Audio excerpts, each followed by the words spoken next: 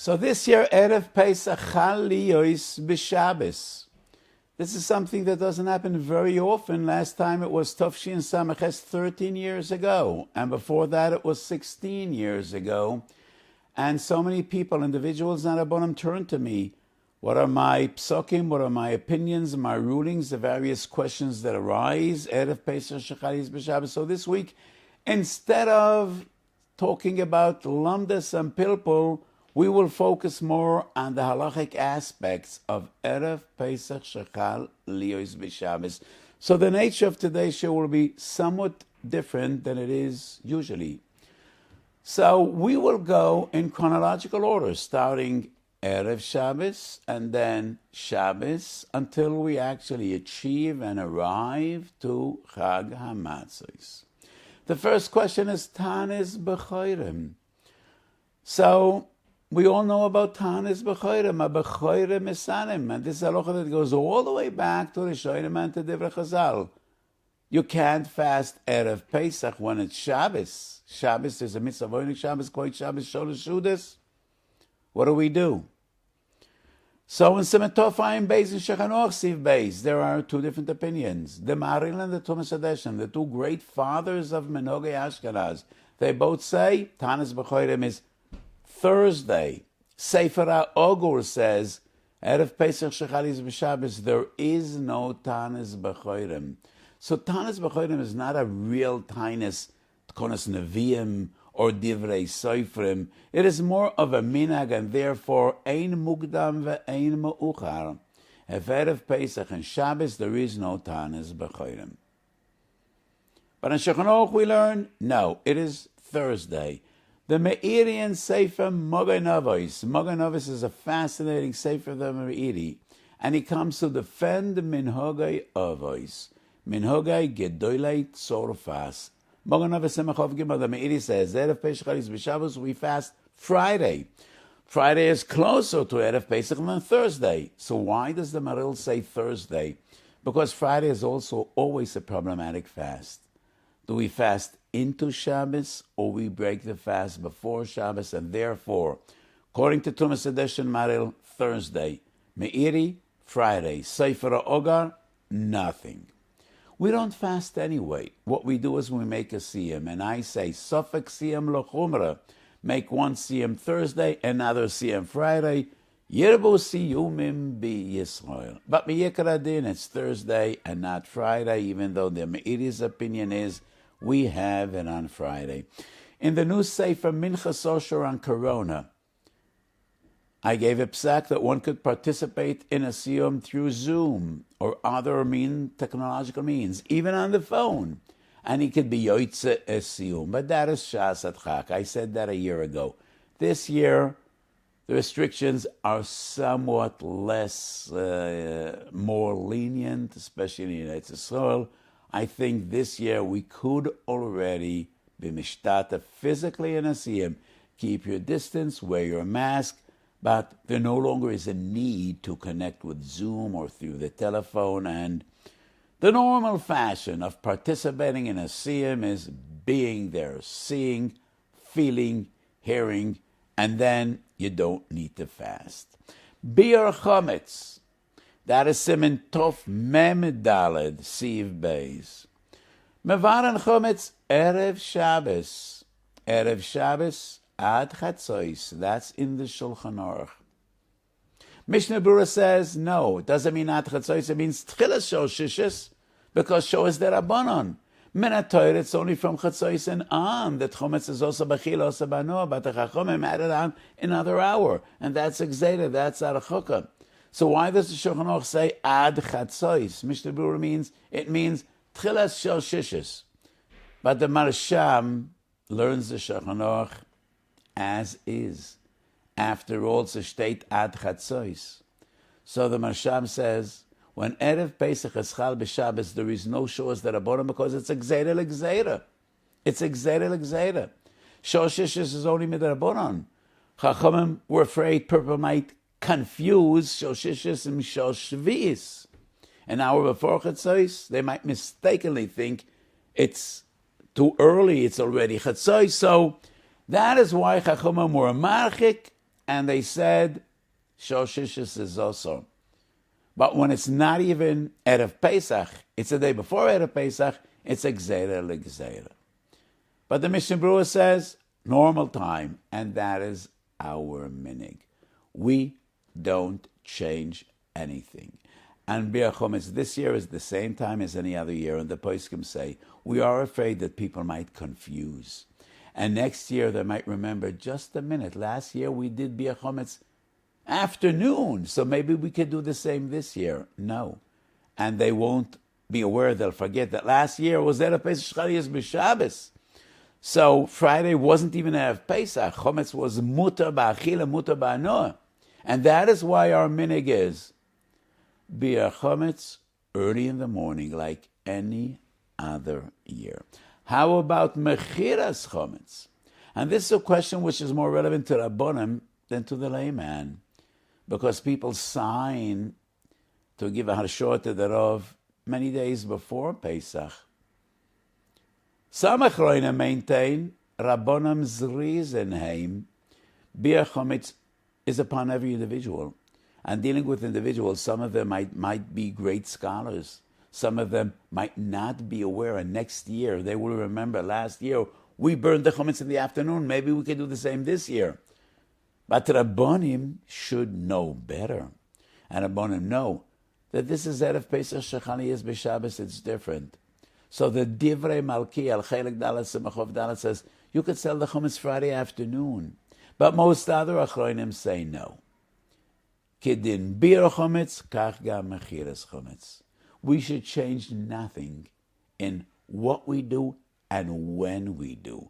No difference between this year and other years. And just like Bir Chometz is Bezmanoi, the same regarding Mechiras Chometz. So 200 years back, it was a major problem. Because in Eastern Europe, there were many Jews that had shops, and they used to sell to Goyish customers.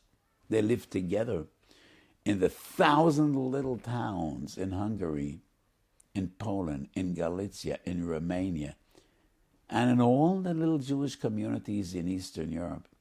Jews were innkeepers, and the inns used to sell beer primarily Friday afternoon and Friday night to the Goyim. The Hasidim used to come Thursday on the way to the Rabbeim, and the Goyim used to come Friday night. So it was a problem. You sell the Chometz Friday morning, and how could you keep on serving your customers? So there were three different opinions. Chuvas Maram Shek, Or Chaim Simareish Hey, maybe Reish Dalet, he says, we sign the Shtar Mechir in the morning, but we stipulate the Mechir should be Chal in the afternoon. The Shoel HaMeishav says, Chelek Vav Simenun. We sign the Shtar Mechir Friday, and we stipulate, we make it night, the Mechir should be Chal Shabbos, after we eat Suda Shabbos Chometz in the morning, Besav Zman Isur. But the Shoel HaMeishav doesn't bring Rabbi Kiva Eger. Chuvas Rabbi Kiva Eger, Chelek Aleph Siman Kuf Nun Tes, Rabbi Kiva Eger says, there's an Isur to make a Kinyan Erev Shabbos of the Kinyan as Chal and Shabbos. Rabbi Kiva Eger is Mesupik. In my Chuvas, I brought it to Mefurish Tika Yerushalmi, and I wonder Rabbi Kiva Eger doesn't quote the Yerushalmi. But Rabbi Kiva Eger is Mesupik. Is there an Isur Asiyas Kinyan B'Shabbos? Does it depend on the actual performance of the Kinyan or the Chaloisa Kinyan? Shoel HaMeishav Pshitale, Chaloisa Kinyan Shabbos is not a problem. The Divrei Melkil says you could sell Chometz Friday afternoon, because we should trust the Rabbonim that next year they won't confuse this year with another year. Rabbonim should be aware. Erev Pesach Shechalias B'Shabbos is different. But their problem was the fact that after Zman Mechiras Chometz, Jewish shopkeepers still needed to serve their Goyish customers. And they sold cake, and they sold bread. And in the inns they served beer, and they served whiskey and vodka, and all that as Chometz. In our day and age, I think we just sell the Chometz in exactly the same way and fashion as we do any other year. No stipulations, no tanoim. We have approximately 10 Shitrei Mechir of Gedolei Yisrael. Chai Odom, Nesivas HaMishbet, Kitzur Shulchan Aruch. I saw none of them that have an extra nusach of Pesach Shechalias B'Shabbos. And that goes back to their day and age.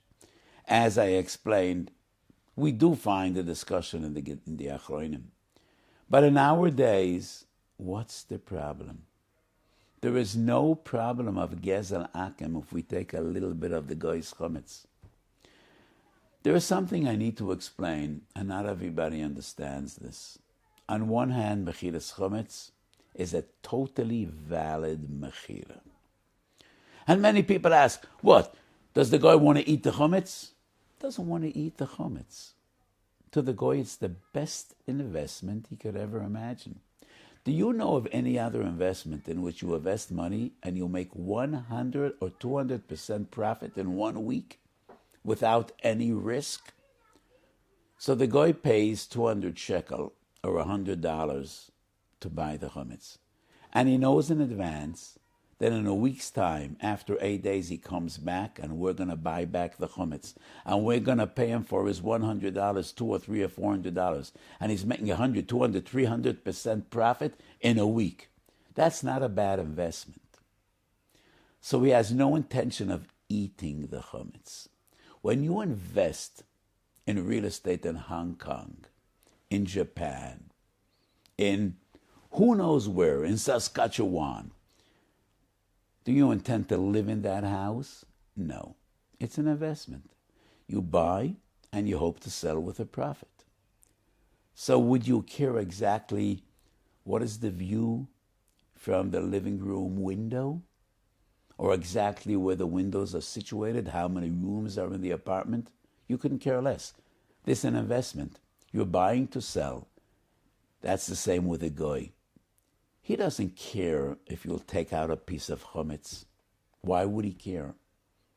To him, it's an investment. He buys in order to sell. And therefore, there is no problem of Gezel Akum. Many present-day Gedolim say, if you sold the Chometz, how could you eat Mozen Shtei Sudois that we leave for our meal? How could you take from the Goy's Chometz? Oh, if you would ask the Goy, he would laugh at you. He would say, well, if that's your custom, let it be. Why would I mind? Why would I care? So on one hand, we have to be very careful not to make a joke out of the Mechira. I wrote a tshuva a few years ago regarding whiskey in the duty-free shops.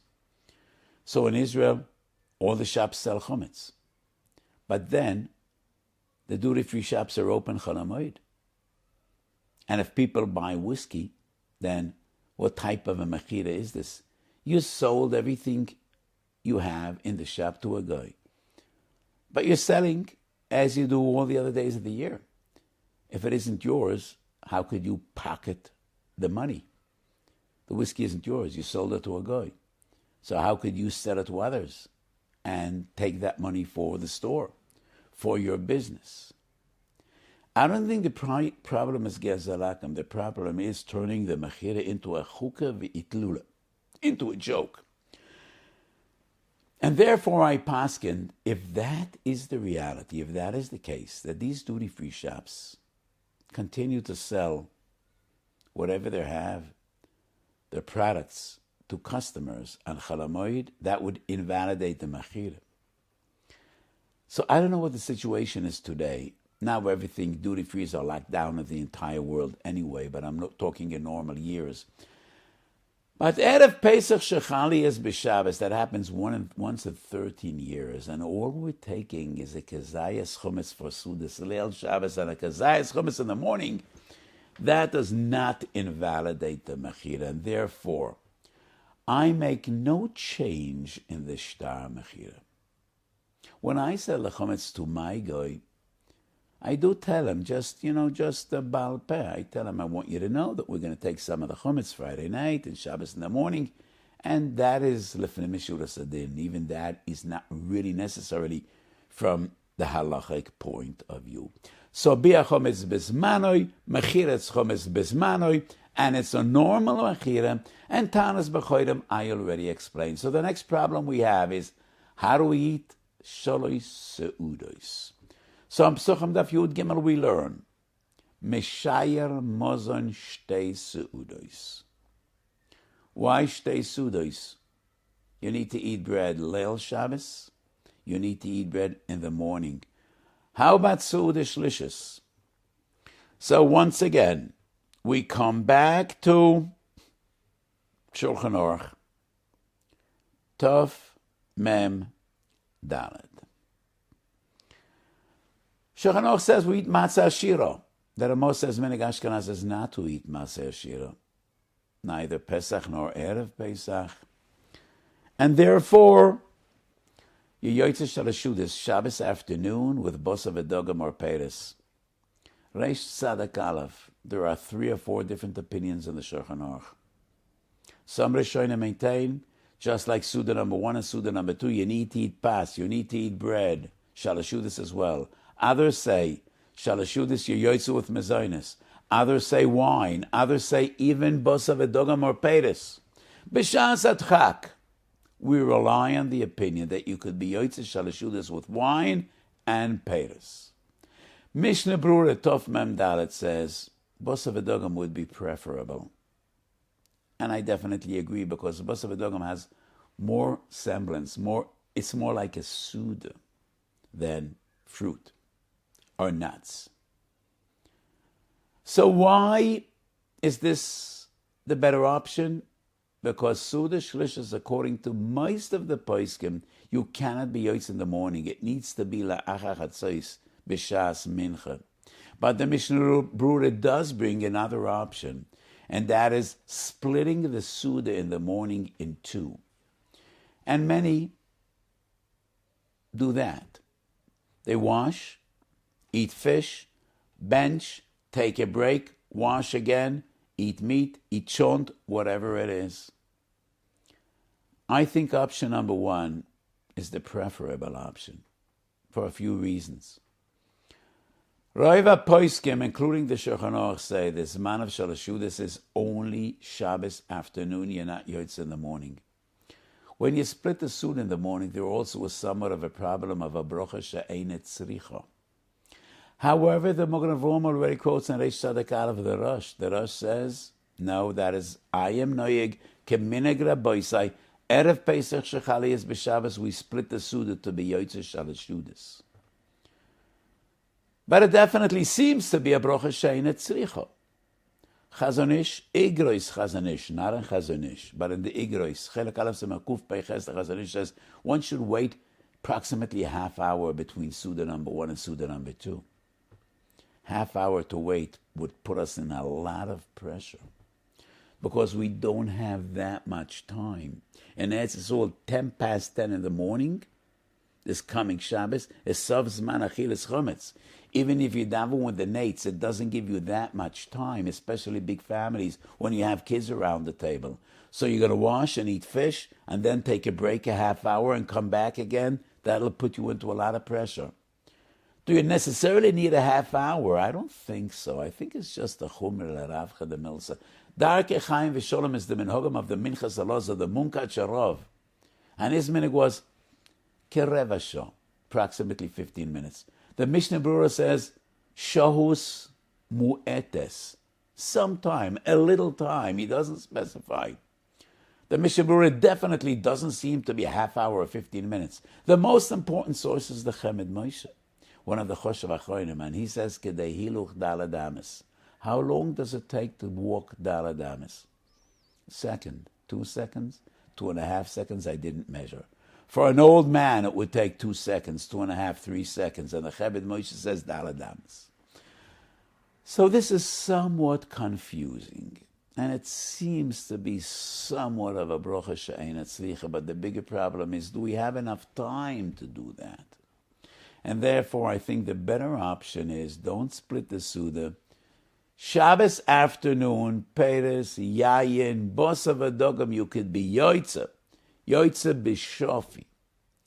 So some people do split the Seudah and they eat, as above mentioned, Peres, Bosav Adogam, Shabbos afternoon as well. But if you have any problem, you don't need to split the Seudah. So what most people do, the meal is a totally Pesach dika meal, preferably in disposable kalim. But the meal is a Pesach dika meal. You just wash and a kabetza pass. You need a kabetza to say the brocha natilas yadayim.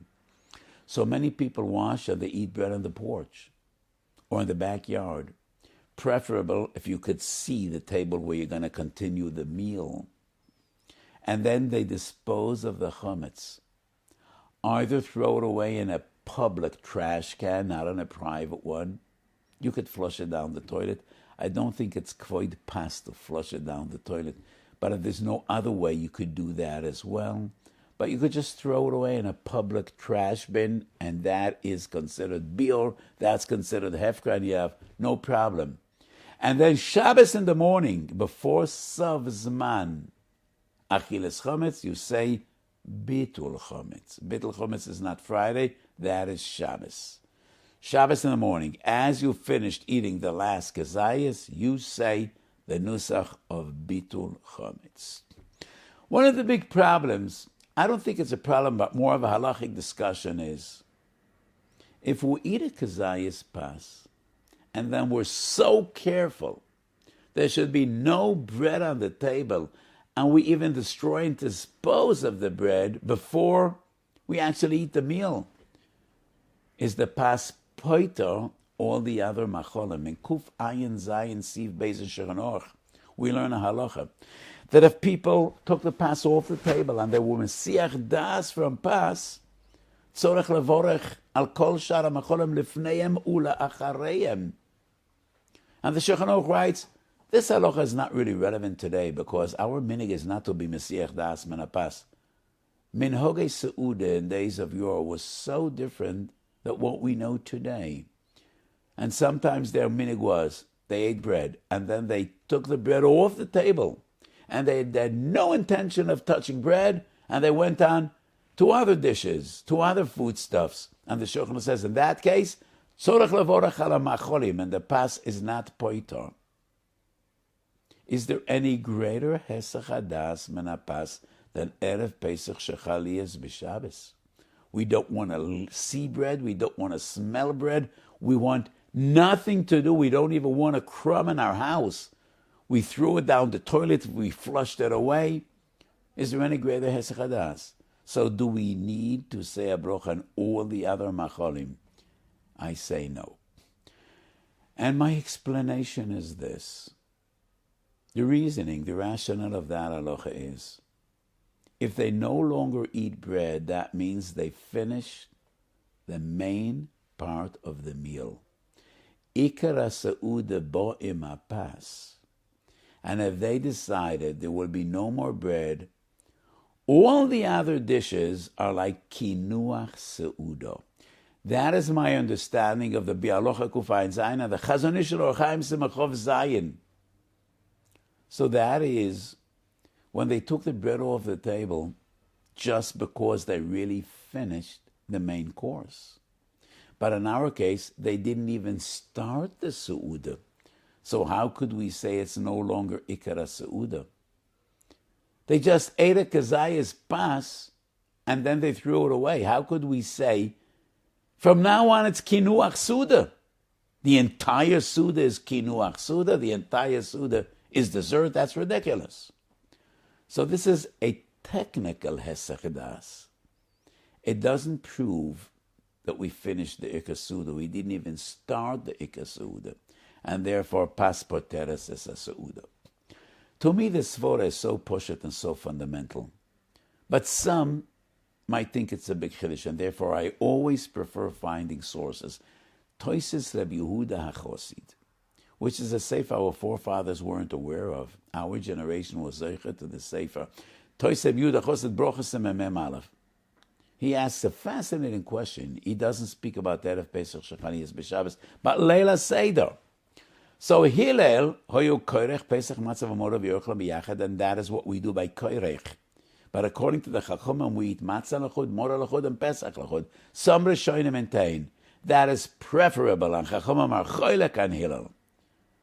So Rabbi Yehuda Chosed asks this: you ate Pesach, you ate mora. You ate matzah, you ate mora, and then you're going to eat the Pesach, because Pesach nechel besof, ena Pesach nechel ena l'soiva. You can't eat matzah together with Pesach, because you already ate matzah. So matzah is reshus, and reshus mevatel mitzvah. Kemavur b'dav kuftes vovo medalav b'psochim. So when you eat the Pesach, you can't eat matzah. After the Pesach, you definitely can't eat matzah because ein maftirin achara Pesach afikoimon. So how is the matzah poited as a Pesach with a bracha? Why don't you need to make a berachas shehakal ala Pesach? You can no longer eat matzah, not with the Pesach nor after the Pesach. And Rabbi Yehuda Chosed responds and answers exactly what I explained just a few moments ago. The reason we no longer eat matzah is not because we really don't have cheshek to eat matzah. It's just a halachic reasoning. And therefore, we cannot say it's no longer Ikar HaSeudah. Ikar HaSeudah is Pesach. The entire Suda is Korban Pesach. That's what it's all about. So even though technically we can no longer eat matzah, neither with the Pesach nor after the Pesach, the matzah is still poiter as a Pesach. And it is the same with Erev Pesach Shechal Liyos B'Shabbos. Let me share with you a psak I gave 15 years ago, and I think it's a fascinating psak. So somebody came to me in the morning, he got up late. He missed the minyan. What should he do now? If he davens, then he will no longer be able to eat the kazayas chametz. It'll be after the zman. Should he eat the Suda before davening? Or daven and he'll miss the Suda. He won't eat the first Suda with pas. And my psak was daven and eat a kazayas matzah. But we all know that one cannot eat matzah. Tofayim beis and Shulchan Aruch. The sources are Yerushalmi. Samaches Amud Beis. Hoechel matzah b'Erev Pesach kabol arisosoi bebeis chomiv. This halacha is not found in Bavli. Tosef Sid Psochim Tzadik Tes writes, Ein halacha kedivei Yerushalmi. It's nowhere in the Bavli. But the Rif and the Rambam and the Shulchan Aruch Tofayim Beis bring this halacha. You don't eat matzah Erev Pesach. So from the three options, I think this is the best one because the Isur of Achilas matzah Erev Pesach is a Isur Kal. If we are mevatel Achilas pas, Sholosh Seudis is a Gemara Shabbos Kifyut Zayin, and Chazal learn it from the Psukim. According to the Levush and Reish Tzaddik Aleph, it's a Chiyuv Diurais. And there are other Rishonim and Poskim that maintain its Minat. The Mishnah Brura brings in the beginning of Reish Tzaddik Aleph, according to most Poskim, it's only a Chiyuv D'Rabbanan, but it's still a Din Chomor. The Aruch HaShulchan writes, Reish Tzaddik Aleph, the beginning of the Siman, that it's Takonas Moshe Rabbeinu. So we don't want to be mevatel the mitzvah sholosh Yudas. Only the third Suda, one could be yoitza with mezainis, with peiros, with bosav edogam, as I quoted before. First two Sudas, lekuli almet tzarich pas. Option number 2, to eat before davening, that is also a drasha that Chazal learned from the psukim, al toichlo al adam. And according to some poskim, that as well as an issa diuraisa. When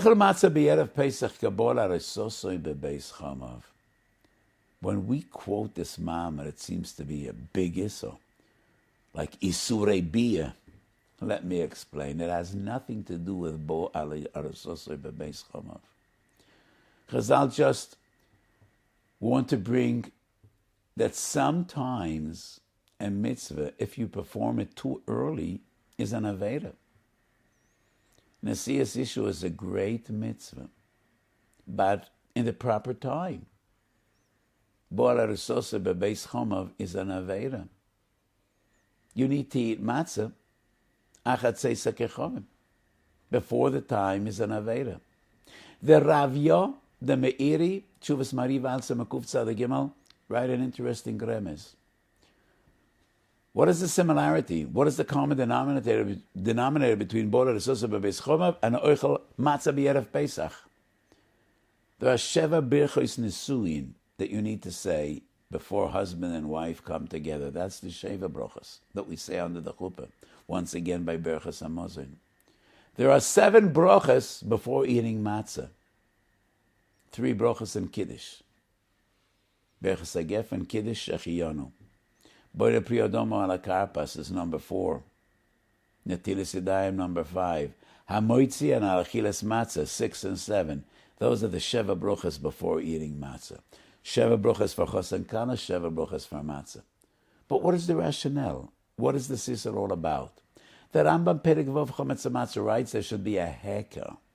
It should be obvious that you eat matzah l'shem mitzvah. You didn't eat matzah all day. The Meiri says Kadesh Yochel matzah l'tiyavoid. Sefer HaRokech says Iskish matzah l'Pesach. Pesach is only by night matzah as well. But it's obvious from these tam and from these explanations, we're not dealing with an Issa Chomer. And therefore, if you got up late and you have 3 options, make the Suda before davening, daven and skip the Suda entirely, you won't have a Suda's pass, the preferable option would be wash, eat a kabetza matzah. I know that people will be shocked. So maybe that's an additional reason. Get up on time. Don't get up late. And if that is the result of my psak, yehi ze schori. So we discussed various different questions and deliberations and halachic discussions regarding Erev, Pesach, Shechali is b'Shabbos. And instead of dedicating the shiur to one sugi as we usually do, I just touched me'inyan, le'inyan, various different questions that come up, Erev, Pesach, Shechali is b'Shabbos. And once again, instead of saying Divrei Drush, I just want to share a story with you, a story or two. So this year has been a very difficult year, and to many families, a tragic year they will never forget. I don't think any of us will forget this year. It was so different and so challenging. And last year's Seder to thousands of people was somewhat subdued and somewhat sad. We all were mishtadel to be happy. V'somachtu b'chagecho.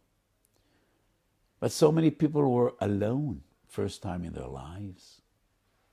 They couldn't have their children over. And I know elderly people in their 60s, 70s, 80s, who the first time in their lives were sitting alone at the Seder. Baruch Hashem and Etzul, the matzav is getting better by the day. We hope and pray and daven that we won't be in for unpleasant surprises with new mutations and different variants. I still demand that people be cautious. Wear your masks. Try to distance yourself somewhat. But we are coming back to normalcy.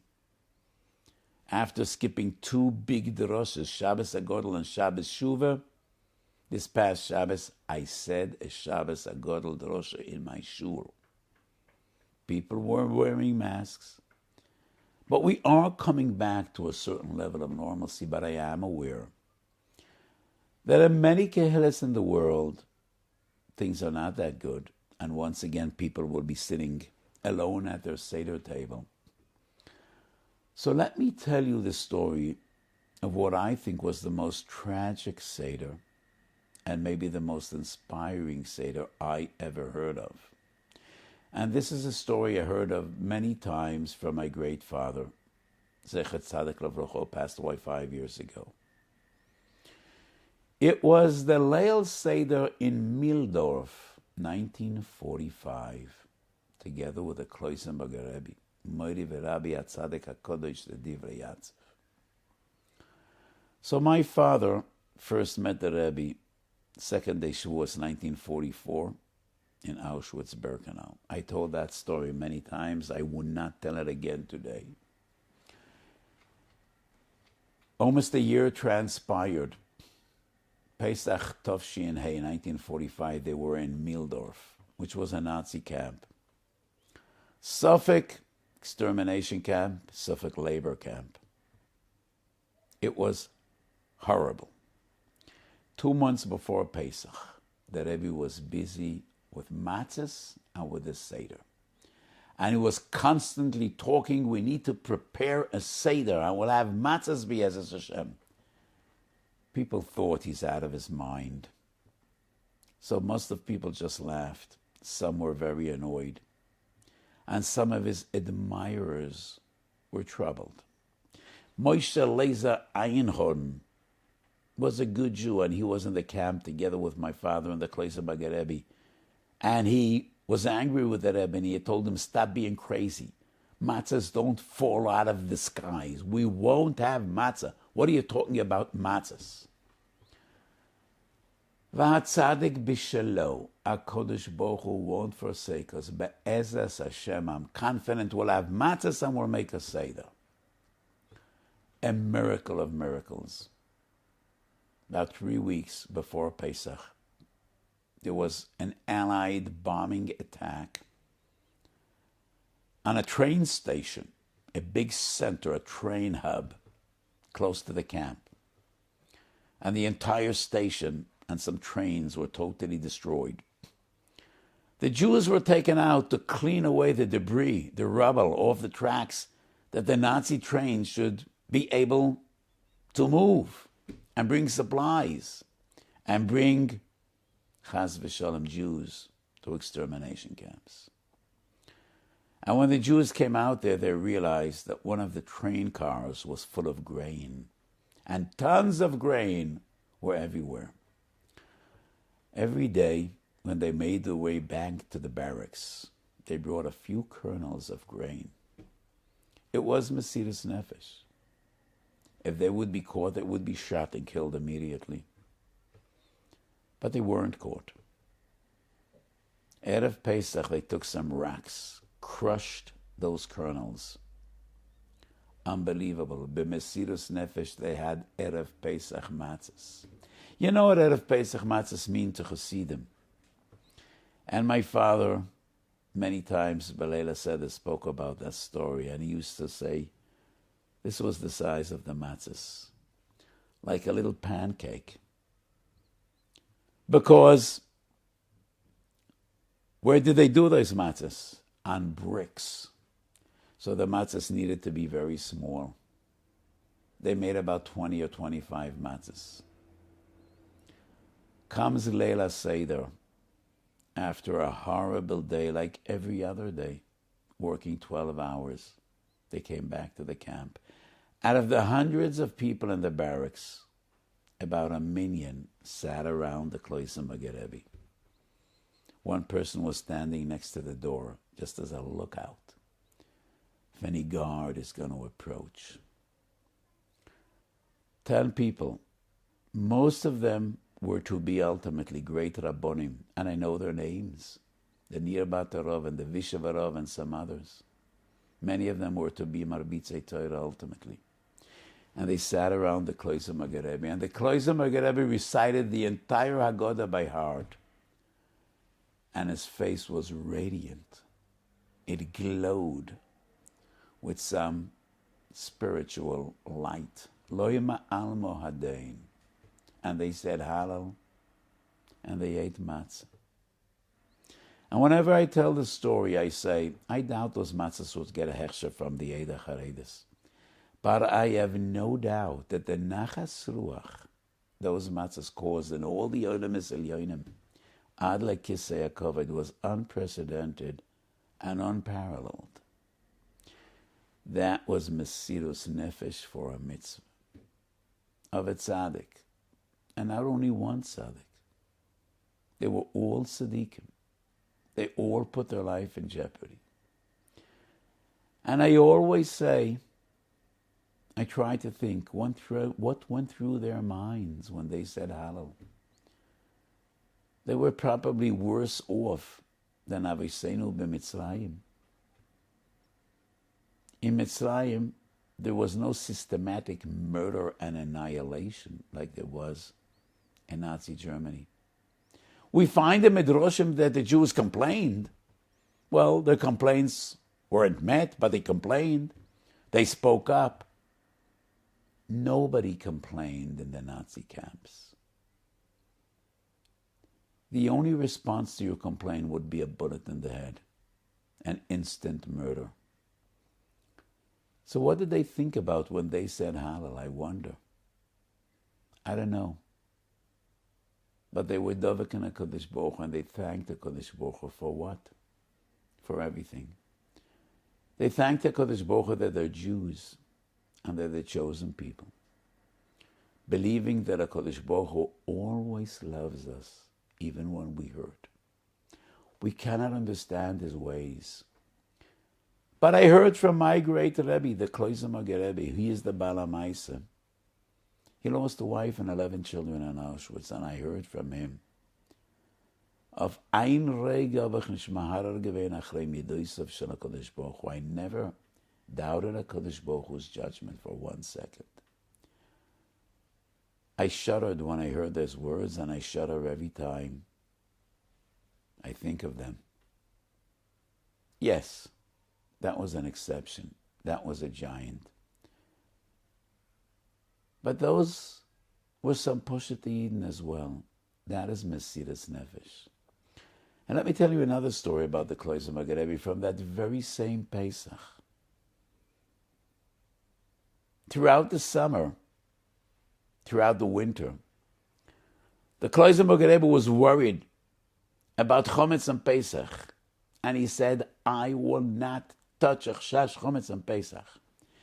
And he collected potato peels and little pieces of potato that they happened to put their hands on here and there, the Jews that worked in the kitchen. And he collected those little peels and he hid them in the barracks, between the cracks and the wooden cracks where they slept. And he was confident that he has enough potato to sustain him through Pesach. 2 weeks before Pesach, suddenly the Nazis, for some reason, decided cleaning project. All the Jews were chased out of the barracks, and the cleaners came in. By the time the Rebbe got back, nothing was left of all the potato peels that he collected for months. But he still was confident, I will not eat chametz. Once again, in the most miraculous way. So in Eastern Europe, there was no refrigeration, and the little towns and hamlets. And the Goyim used to bury potatoes at the end of the summer in the earth. And in Poland and in Eastern Europe, it was very cold. So the potatoes were preserved, buried in the earth. And then at the beginning of the spring and summer, they used to dig them out.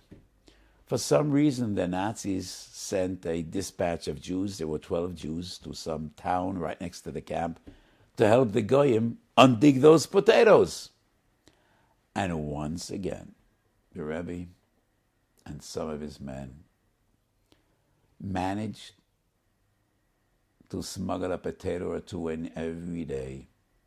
And that is what the Kloiser Rebbe, the Divrei Atzav, ate on Pesach. I am always moved to tears telling the stories. How a giant, how a tzaddik, was so devoted to HaKadosh Baruch Hu. In the Gehenna on earth, in the most horrific situations, never did he falter in his emunah, in his betochen, in his love of HaKadosh Baruch Hu. That is such an inspiration. And that's a story my father used to tell many times at the Seder. So on Minchas Osher Chelik Gimel Moyedem, I brought the Keren HaDovid. The Keren HaDovid was one of the great Hungarian Gedolim, and he writes that Belayla Seder, a person should reflect and speak about his own personal nisim as well. And I disagreed. I wrote, Mitzvahs Asay Shel Torah L'Saper B'Nisim V'Nefloy Shenasu L'Avesenu B'Mitzrayim. Sipi Yetzias Mitzrayim is about the miracles of Yetzias Mitzrayim and nothing else. What does your personal story have to do with Sipu Yetzias Mitzrayim? That is what I argued in Minchas Osher. However, if your own personal travails will help your children understand the essence of Golus, of slavery, of torture, of Tsar, and to have them better understand what it is to be in Golus, then it's definitely part of the mitzvah. The Rambam writes in Perek Zayin Halacha Beis, Lefi dati shel ben Oviv mesaper. Hoyu ben kotnoi tipish oim lo yova v'avodo meinu ke'eved hazeh k'shifcha zu. So we try to have our children understand the essence of pain, of suffering, of golus, of slavery. So we point to the Eved, we point to the Shifcha, to have them really appreciate what redemption is about. So our children and we ourselves, we grow up in open and free societies, we have basic rights. We don't really know what it is to be tortured and persecuted and denied the most fundamental human rights and human existence. So yes, telling stories like this, on one hand, let us understand, try to imagine what Golus Mitzrayim was about. And that is the mitzvah. Try to make it personal. And it also gives us inspiration to thank HaKadosh Baruch Hu, to follow in the footsteps, to walk with giants and follow in their footsteps, to learn from their Mesiras Nefesh in the most awful situations, how they rose to the challenge, and we should learn from them. So we should all have a beautiful Yom Tov. Kadosh Baruch Hu should take this pandemic away, and we should be able to sit together. Avois bonim laman tesaper b'yazno bincho uven vincho es asher esalalti b'mitzrayim v'esasoisei asher samti vam. Have a beautiful Pesach, an uplifting Yom Tov, Chag kosher v'sameach, and we should be zorcha b'kora b'yameinu. Ki ameitzeichem me'eretz Mitzrayim, arenu neflois, bebinyan beis hamikdosh, v'sham noichal min hazavochim, v'min hapsochim she'egi adomam, al kir mizbachachu. Have a beautiful Yom Tov, Chag kosher v'sameach.